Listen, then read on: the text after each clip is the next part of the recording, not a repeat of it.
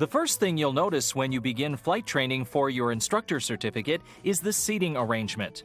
Your instructor occupies the left seat, and you will transition to the right seat. This is necessary because beginning student pilots start out in the left seat, so you'll need to be proficient from the right seat.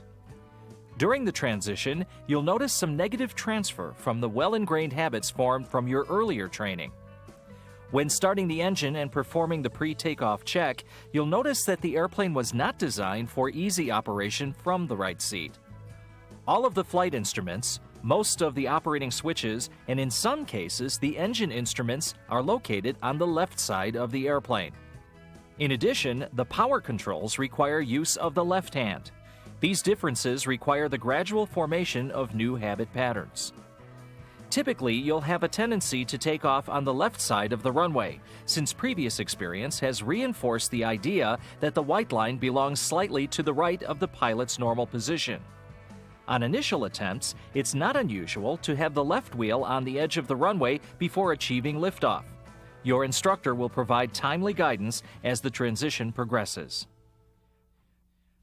After initial orientation, the task of attaining private and commercial pilot proficiency from the right seat is assigned.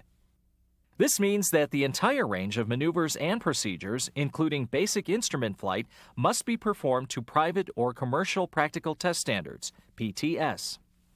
Even if your proficiency level is high, this normally requires 3 to 5 hours of instruction and additional solo practice. Crosswind and specialty takeoffs and landings require the greatest effort and concentration. These procedures tend to accentuate the change in visual perspective between the left and right seats. It's best to proceed cautiously and gradually work up to the performance requirements that are specified in the appropriate PTS. Following the transition period, practice instruction periods will be assigned, and the character of the CFI course should become evident. Your instructor will require you to formulate a lesson plan on a given maneuver or series of maneuvers.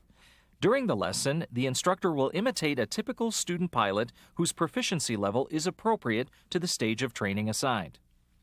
You will be expected to explain the maneuver as the demonstration is performed, with your student following through on the controls.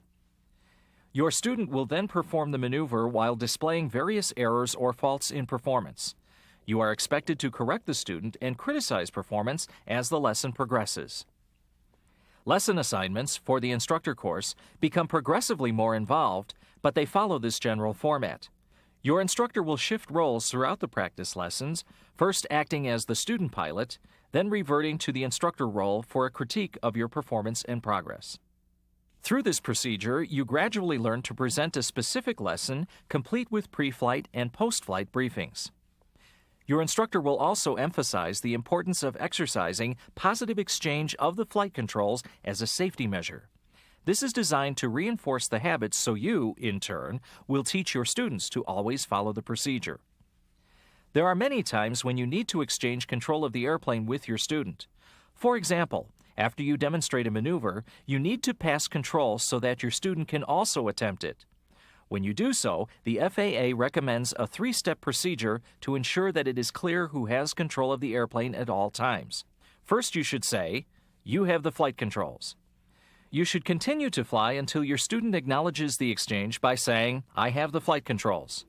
You should also check visually to establish that your student has taken control of the airplane. Then say, "You have the flight controls."